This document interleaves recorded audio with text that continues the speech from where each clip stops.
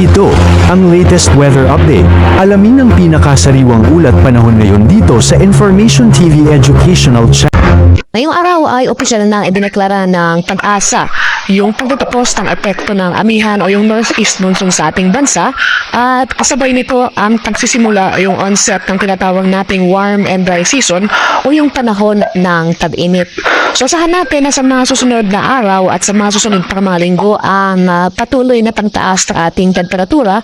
Makakaranas tayo ng matinding init ng panahon, matataas sa maximum temperatures ang posibleng maitala pagsapit ng tanghali hanggang sa hapon.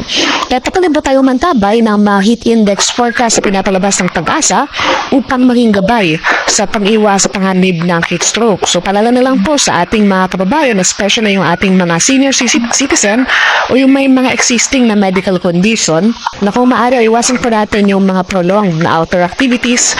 Manatili po tayo sa well-ventilated areas, uminom ng maraming tubig, magdala po tayo ng panandalang sa araw at magsuot po tayo ng light-colored clothes kung nasa labas po tayo para maiwasan yung panganib ng ating heat stroke.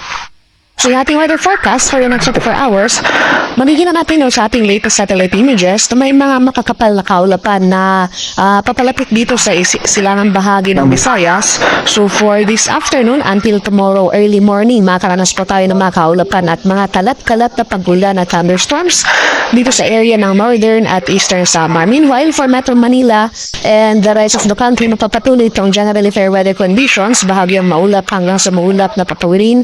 Pero nandiyan po yung mga tsansa na mabiglaan at panandaliang pagulan na dulot ng localized thunderstorms.